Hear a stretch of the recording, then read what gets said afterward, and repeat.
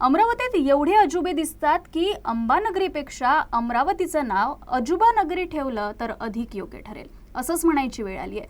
अमरावतीमध्ये दाट धुकं पडणार असं कारण सांगून अमरावती ते मुंबई विमानसेवा 17 डिसेंबरपर्यंत बंद आहे। मात्र हे धुकं अदृश्य असून अमरावतीमधील लोकांनाच दिसत नाही, पण हजारो किलोमीटर अंतरावर बसलेल्या अलायन्स एअरच्या अधिकाऱ्यांना मात्र दिसत आहे। गेल्या 8 दिवसांपासून अमरावतीच्या बेलोरा विमानतळावरून मुंबईला जाणारी विमानसेवा धुक्यामुळे बंद करण्यात आली आहे। आता अमरावती वासियांना प्रश्न पडत आहे की सकाळी 8 वाजल्यापासून त्यांच्या अंगणात चक्क सूर्यप्रकाश असतो आणि काही जण तर थंडीचे दिवस असल्यामुळे कोवळ्या उन्हात सुद्धा बसतात। तरीही बेलोरा विमानतळावर सकाळी 8:45 उतरणारी आणि मुंबईला सकाळी 9:15 निघणारी विमानसेवा धुक्यामुळे बंद आहे। हे एक न उलगडणारं कोड आहे।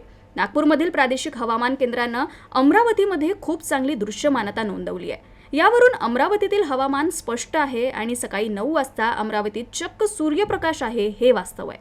त्यामुळे निर्णय घेणाऱ्या अलायन्स एअरलाइन्सच्या डोळ्यासमोरच दाट धुक्याचा पडदा असल्याची चर्चा आहे। मात्र असं असताना अमरावतीचे लोकप्रतिनिधी नेहमीप्रमाणे सार्वजनिक प्रश्नांकडे दुर्लक्ष करत एकमेकांचे पाय ओढण्यात व्यस्त असल्याचं दिसून येत आहे। गेल्या अनेक दिवसांपासून अमरावतीतील मॉर्निंग वॉकर्सनी धुक्याबद्दल तक्रार केलेली नाही। आतापर्यंत अमरावतीतील धुक्याचा एकही व्हिडिओ व्हायरल झालेला नाही। शिवाय सरकारच्या स्वतःच्या हवामान खात्याच्या वेबसाईटवर अमरावतीमध्ये चांगली दृश्यमानता आणि स्वच्छ हवामान नोंदवल्या जात आहे।